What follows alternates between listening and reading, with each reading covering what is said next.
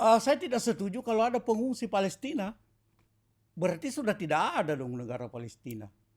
Yang menjadi persoalan, Palestina mau diapakan? Mau dikosongkan ya? Baru Yahudi masuk di sana. Israel ini Pak bangsa biadab, Bu ya. Iya, di mana saja dia. Netanyahu bahkan sudah mengatakan bahwa dimanapun kau berada di dunia, tangan saya akan menjangkau sampai di situ.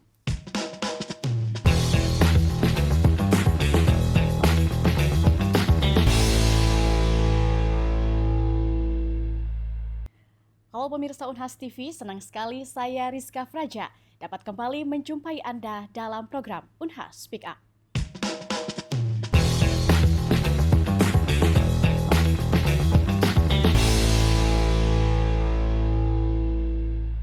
Dalam dunia yang semakin terhubung, krisis kemanusiaan tidak lagi bisa dipandang hanya sebagai masalah negara lain.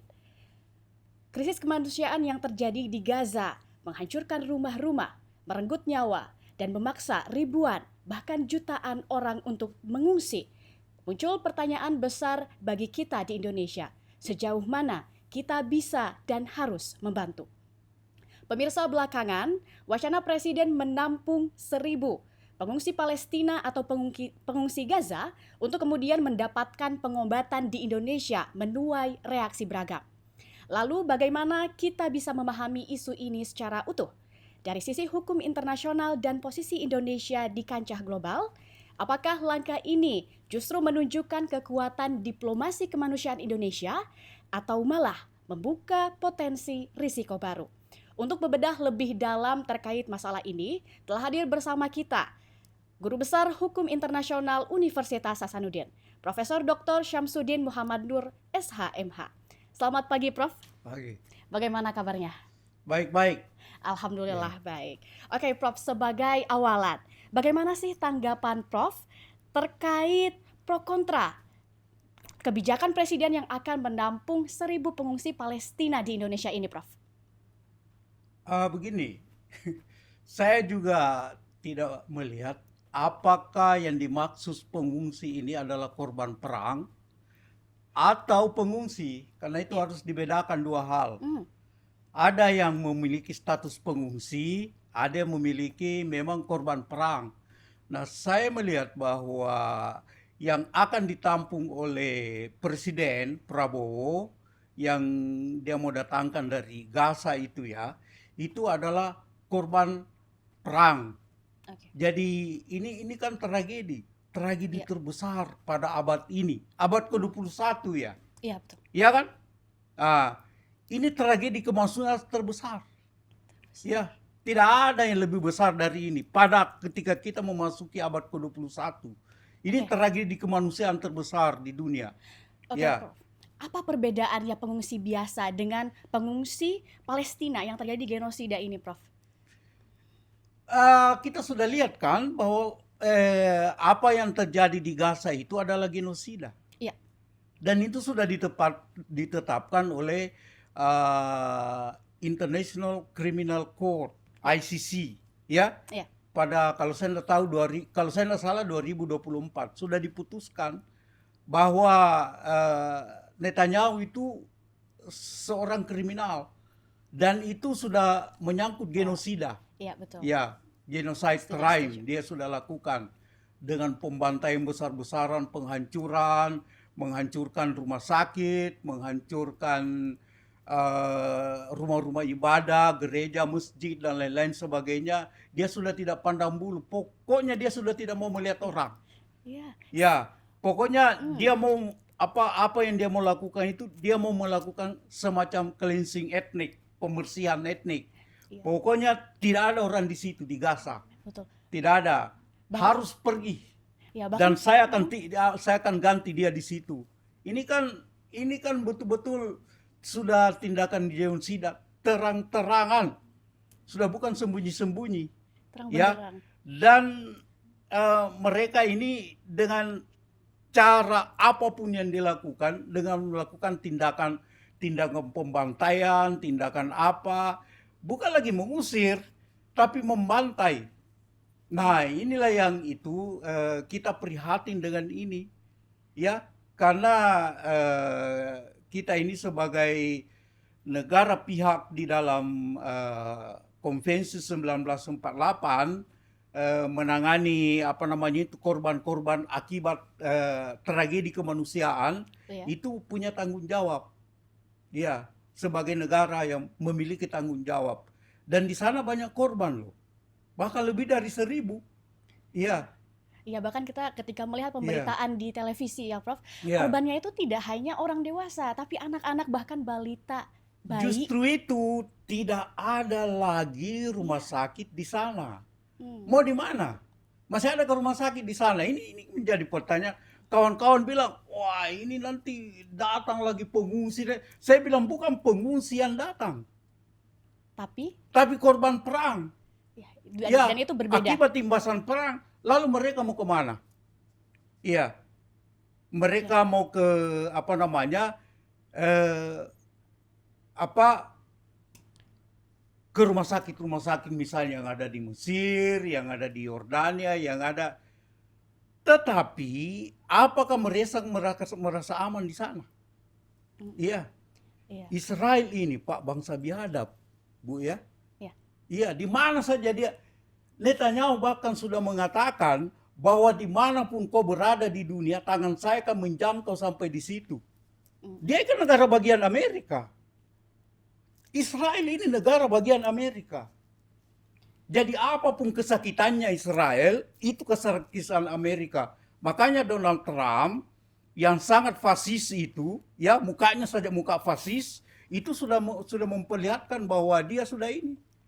Iya. Ya. Dan yang menjadi kekhawatiran dari masyarakat Gaza sendiri, Prof, yang saya temukan itu adalah mereka ingin ada hitam di atas putih. Ketika mereka memutuskan untuk pergi dari negaranya, mereka ingin ada perjanjian apakah mereka bisa kembali ke Gaza atau tidak. Dan itu tidak direspons, Prof. Mereka takut tidak bisa kembali Begini, sama Palestina. buat apa perjanjian lagi? Iya. Gaza itu bagian dari Palestina. Iya. Iya. Palestina ini negara. Iya. Hanya belum merdeka. Iya. Bayangkan satu wilayah di dalam konvensi Montevideo 1933 kan sudah ditetapkan. Iya. Ya, pasal satunya loh dikemukakan bahwa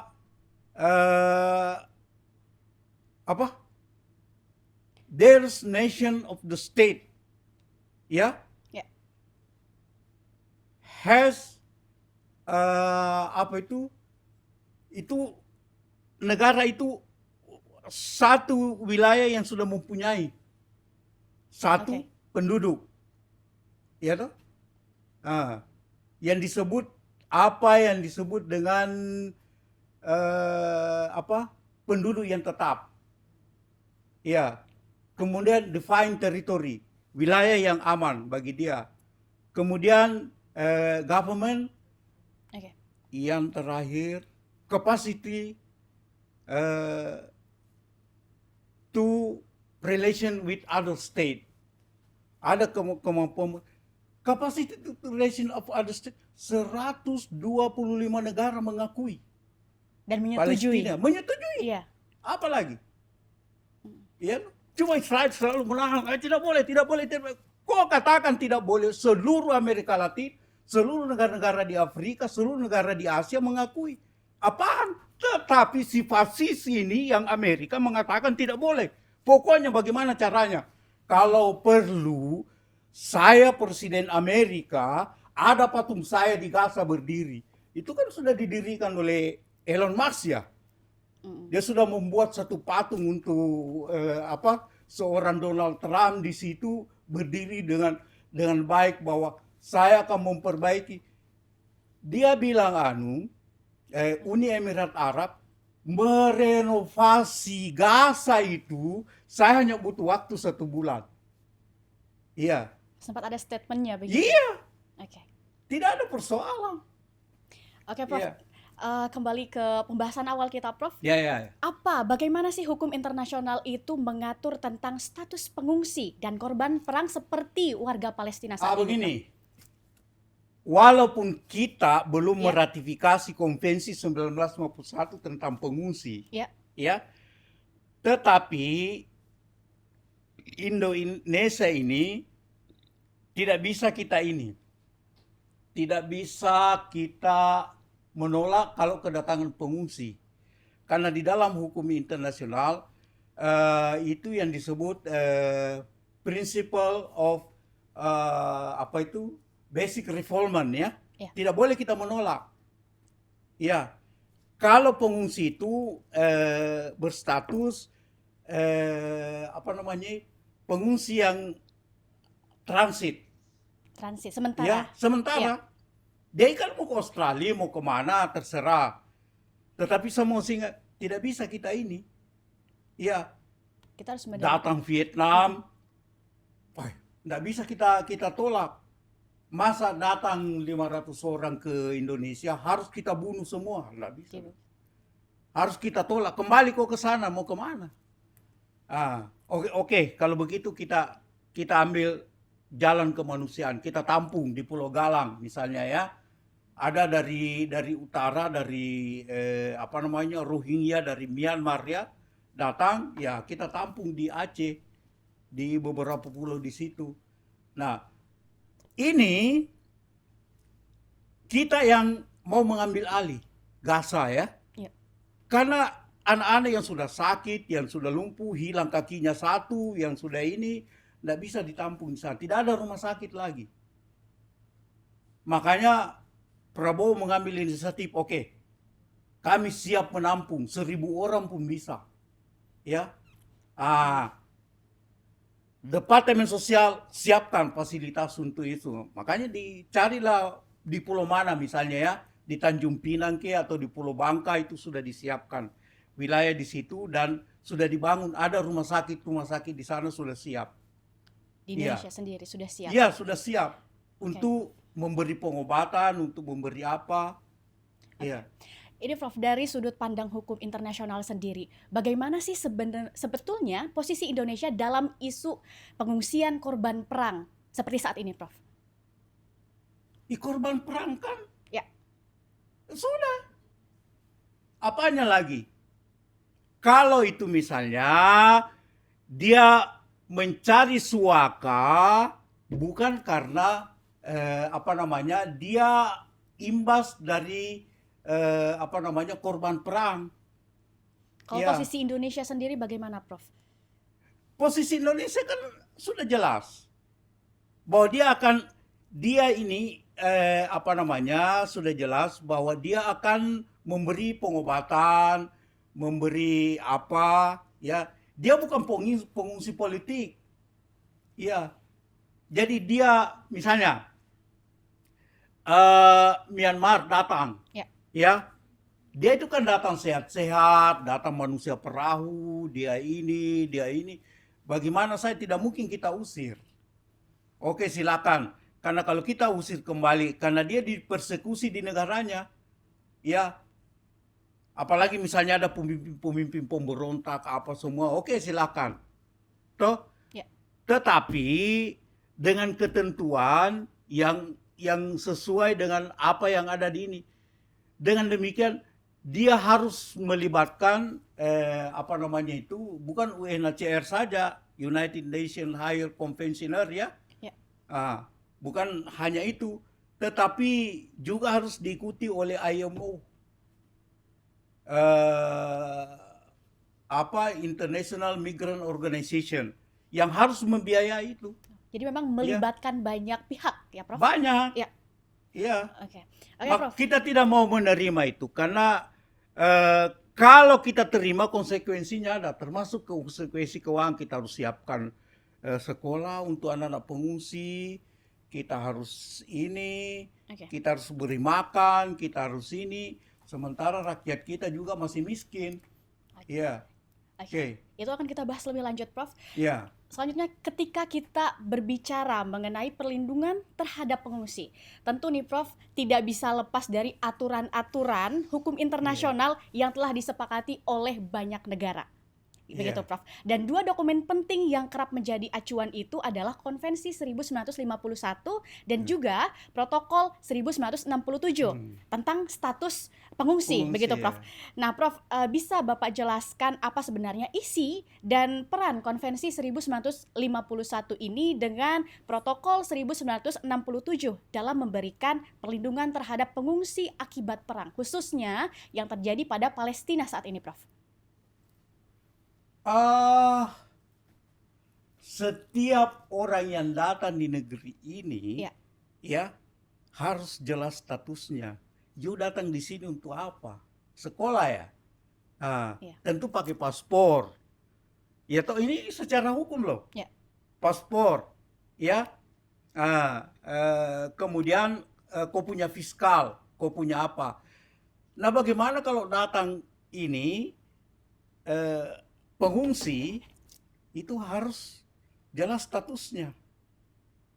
Oke, sorry. Kami tidak meratifikasi Konvensi 1951 dan Protokol tahun 67. Ya kan? Ya, ya, ya. 1967. Kami tidak meratifikasi. Nah, oleh karena itu kami menghargai mereka sebagai manusia-manusia transit. Oke? Oke. UNHCR katakan tidak apa-apa. Karena mereka sudah terlanjur ada di Pulau Galang, mereka sudah terlanjur ada di Aceh, ya. Sudah terlanjur ada pengungsi-pengungsi Afghanistan, sudah ada di Makassar juga, ya, ada di Goa, ada di sini. Ya. Apakah mereka harus saya usir? Tidak mungkin lah. Sekarang UNHCR statuskan mereka. Mereka pengungsi atau tidak? Oke, saya daftar. Ya, Rifka dan kawan-kawannya dan lain-lain sebagainya. Oke, pengungsi. Ya, pengungsi. Nah, sekarang biaya.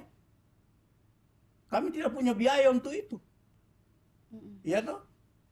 Mereka enggak boleh sekolah, enggak boleh bekerja, enggak boleh apa. Mereka mau hidup pakai apa? Oke. Maka International Migrant Organization, ya, itu harus turun tangan. Oke, ada berapa pengungsi di Makassar? Ya, misalnya ada 2.000 orang. Ini ada kami punya biaya. Ya tuh, terserah pemerintah daerah mau mengeluarkan peraturan perda mengenai pengungsi ditempatkan di mana ya, misalnya ditempatkan di Bolangi, itu ada loh peraturannya. Oke. Ada aturan. Sopeng enggak mau saya. Sopeng enggak mau. Ya. Nah, yang terbaik di Goa, oke enggak apa-apa. Ditempatkan di Bolangi. Dibangunlah di sana Rudenim namanya. Ya, tempat perumahan para pengungsi. Statusnya itu harus jelas. Statusnya dulu Iya, diperjelas. harus jelas. Oke, ini Prof, Iya. dalam konteks wacana Indonesia menampung korban Palestina. Tadi kan sempat dijelaskan oleh Prof bahwa Indonesia tidak meratifikasi Konvensi 1951. Tidak meratifikasi 1951, Iya. tetapi kita meratifikasi Konvensi Jenewa 1948 tentang korban perang. Oke. Makanya kita ini kan anggota apa namanya? Anggota Palang Merah Internasional ya. Iya. PMI ada di mana-mana. Ya karena kita meratifikasi itu. Korban perang kita punya tanggung jawab. Iya. Masa sih saudara-saudara kita dari Gaza mau datang dibawa berobat kodong di sini apa namanya, kalau saya di sana tidak aman, tidak ada. Oke, datang mau kena di sini. Kita obati di sini. Betul-betul kemanusiaan Ya, ya, Prof. kemanusiaan. Iya. Mereka ini berbeda dengan Rohingya, berbeda dengan Vietnam. Iya. Jelaskan Iya. kejelasannya bahwa kita ini tahun 48 ini kita ini anggota Palang Merah Internasional. Kita menerima ini korban-korban luka perang apa dan lain-lain sebagainya. Iya. Oke. Tetapi keinginannya si fasis Trump ini Indonesia bagus menampung semua pengungsi dari enggak bisa dong. Jangan. Terbatas. Enggak bisa. Iya. Terbatas ini kan ada negara di sana, biar Betul. di situ. Iya, masa kau usir orang ke sini baru kau yang masuk di situ? Nggak bisa dong begitu, jangan begitu caranya. Iya, Oke, Prof, selanjutnya kita akan membahas lebih dalam mengenai kontroversi ini, Prof. Tapi tahan dulu, karena iya. kita akan kembali setelah jeda berikut.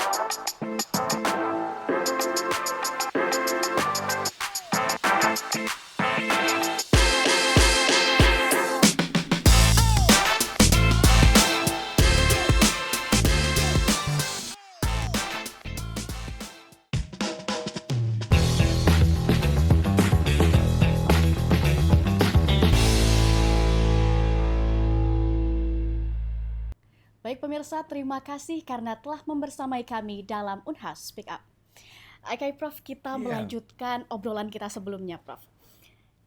Mengapa sih, Prof, wacana untuk menampung korban Palestina ini justru memunculkan penolakan dari sebagian masyarakat Indonesia? Apakah langkah ini berpotensi, Prof, untuk menimbulkan masalah keamanan sampai dampak sosial dan ekonomi? Saya kira begini, Rika.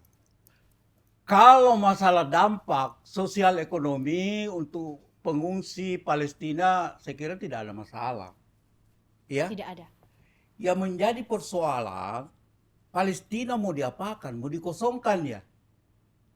Baru Yahudi masuk di sana. Iya, ini problem. Kita ini kan mendukung kemerdekaan Palestina. Betul. Lalu kalau tanah itu sudah kosong, apa yang kita mau dukung? Iya, Iya. dia kan tadi saya sudah katakan, dia sebagai bangsa menjadi satu negara. Ya toh? Iya. Karena dia memiliki permanent population, penduduk yang tetap. Sebelum Yahudi datang, mereka sudah jadi penduduk tetap di situ. Tanahnya mereka. Tanahnya. Dia sudah menjadi dia punya national homeland mereka di situ. Dari dulu, dari kitab suci itu sudah Palestine ya. Tanah Palestina itu sudah ada. Sejak zaman Yesus itu sudah bangsa Palestina. Ya, tidak bisa dong mau diusir. Bukan persoalan itu. Tidak ada persoalan. Saya kira mereka datang ke sini, dia tidak akan menimbulkan persoalan. Tetapi kalau mereka tinggalkan, apa lagi yang kita dukung? Iya. Tidak mungkin juga Palestina mendapatkan kemerdekaan ketika Iya. mereka ada di negara nggak lain. bisa. Iya. Yang kedua, dia punya teritori. Itu kan saya bilang tadi, ada teritorinya, kemudian pemerintahan ada, kemampuan berhubungan dengan negara lain. 125 negara ada perwakilannya di sana, termasuk Indonesia. Ada perwakilan Palestina loh di sini. Itu sudah harus, itu si fasis Trump itu yang harus tahu. Iya, jangan mau seenaknya saja, pergi saja dari situ baru tinggal, dan tidak bisa dong. Iya. Oke, Prof. Di Indonesia Iya. sendiri, Palestina tentu bukan yang pertama untuk mengungsi sementara. Ya kan, Prof? Terdapat banyak pengungsi yang berasal dari negara lain. Dan salah satu mayoritasnya itu dari Afghanistan. Bagaimana contoh kasus itu, Prof? Apakah berbeda dengan konteks Palestina saat ini? Kalau Afghanistan itu memang unik ya. Iya. Ya, karena apa itu Taliban ya. Jadi dia satu pemerintahan yang unik. Ya, Kenapa itu, Prof? ya uniknya karena apa? Kita menganggap pemerintahan Taliban itu pemerintahan yang ugal-ugalan, dia pemerintahan pemberontakan, apa segala macam, ya. Makanya pengungsi-pengungsi yang tidak setuju dengan Taliban, dia datang ke dan mereka datang di sini, Iya. ya dia memang harus diberi status pengungsi. Iya, Oke. mereka itu sebetulnya transit di sini. Hmm. Mereka hanya transit. Hanya sementara ya, Prof, Sementara, padahal. tapi mereka lama di sini. Mereka lama dia apa semua, jadi susah juga kita ini. Ya. Jadi kita mau apain, kita mau ini, mau usir juga susah. Itu dia dianggap kita melanggar hukum internasional kemanusiaan. Oh, oke. Ya, Dari penjelasan Prof tadi, Prof, apakah kebijakan menerima pengungsi dari negara lain ini bisa membawa dampak buruk bagi negara? bisa saja. Oke. Bisa kalau negara itu sudah tidak mampu. Makanya begini, dampak buruk yang ada kalau dia tidak mendapatkan status. Ya seperti yang dikehendaki oleh Konvensi 51 kan. Ya, dan dibiayai International Migrant Organization. Ya, Oke. karena dia harus makanya ada United Nations High Commissioner di Indonesia di Jakarta supaya dia menghandle itu. Oke. Ini orang mendapat status pengungsi atau tidak, karena mereka kan tidak boleh bekerja, tidak boleh apa di negeri ini, tidak boleh. Ya, Jadi ketika seorang pengungsi tidak mendapatkan status di negara yang dia tempati untuk mengungsi, itu dia menjadi terbatas dalam bergerak. Dalam artian tadi Prof bilang tidak bisa untuk bekerja, tidak bisa tidak bisa memang. untuk bersekolah juga, barangkali Iya. kesulitan ya, Prof. Makanya satu ketika ya, ini satu contoh. Ada penjual roti, saya tidak tahu siapa yang tinggal di BTP. Ya. Ada orang Afghanistan, bahasa Indonesianya sudah bagus, Sudah sudah fasih. ini, fasih. Ya. Dia membuat rotinya besar loh. Iya, dan saya suka beli di BTP. Ya, cara membuat rotinya itu unik. Saya suka beli, dia punya ini, dan memang sangat murah. Ya, saya beli. Tiba-tiba, saya mau beli lagi, saya suka beli, ternyata dia sudah tidak ada. Saya tanya orang sekitar, mana penjual pembuat roti di sini yang orang Afghanistan? Dia bilang sudah diusir Pak, tidak boleh. Dikembalikan ke negaranya. Bukan negaranya. Bukan. Memang tidak boleh mau mencari pekerjaan, tidak boleh ini. Saya bilang, oh iya. Itu ada status pengungsi. Iya. Nah, itu kan mereka dibiayai oleh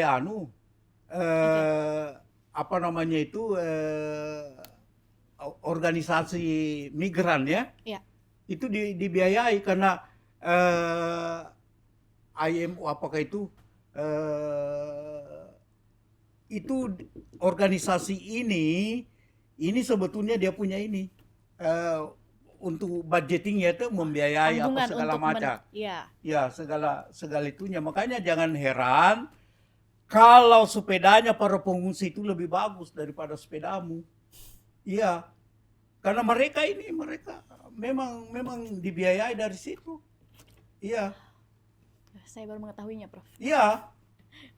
Oke, Prof, apakah pemerintah Indonesia memiliki kerangka hukum nasional yang cukup untuk menangani pengungsi internasional jika langkah menerima pengungsi Palestina ini betul-betul terjadi ke depannya? Bisa. Di setiap presiden ya, Iya. itu ada kepresnya mereka membuat khusus untuk pengungsi. Jadi dia melihat perkembangan pengungsi, dia ini.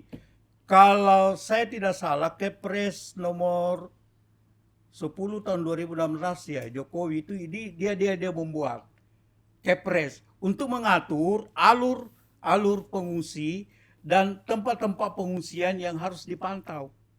Ya, dan harus jelas di Manado di mana, di Makassar di apa itu Bolangi ya. Nanti kau bisa pergi meneliti di sana, di Rudenimnya di sana. Rudenim. Ya, ya. Oke. Rumah penampungan pengungsinya di sana apa dan sebagainya. Itu tuh harus jelas. Ya. Oke. Soal Palestina saya tidak tahu. Yang saya tahu dari Prabowo, kita hanya memberi bantuan korban-korban perang, luka perang. Oke. Tapi untuk pengungsinya belum. Iya. Masih ditinjau Dan ulang ya. kalau pengungsinya juga saya tidak setuju. Iya. Oke. Karena apa yang kita beri dukungan lagi kalau Palestina sudah kosong? Iya. Kan Yahudi maunya kosong itu Palestina, saya yang masuk. Justru itu yang Iya, diinginkan oleh itu yang diinginkan. Israel ya, Prof. Ya, kaum Zionis itu, gerakan-gerakan Zionis itu, ya, itu memang dia kehendaki semua wilayah-wilayah itu. Makanya ketika perang tahun 67, dia rebut beberapa wilayah Sinai, wilayah Syria, wilayah ya, dan sebagainya, mereka enggan keluar. Iya. Sulit memang untuk Makanya. meninggalkan tanah sendiri ya, Prof. Dan itu Itu. tidak diharuskan. Coba kau lihat peta Palestina, sisa sedikit itu wilayah untuk negara Terkikis. Palestina. Iya, terkikis. Oke, ini Prof, bagaimana sih hukum internasional ini memfasilitasi negara-negara yang terlibat untuk tetap menjaga kedaulatan dan keamanan nasional saat menerima pengungsi? Ini saya tidak tahu ya. Karena ini kan kedaulatan negara dan sovereign, Oke. ya, sovereinitas satu negara. Ya kita sisa melakukan diplomasi. Misalnya Rohingya ya. Ya. Ya kita lakukan diplomasi. Ya sudahlah kita ke Myanmar, kita beri tekanan-tekanan. Ya toh, misalnya Myanmar itu kan anggota ASEAN. Kita beri tekanan bahwa ada kita punya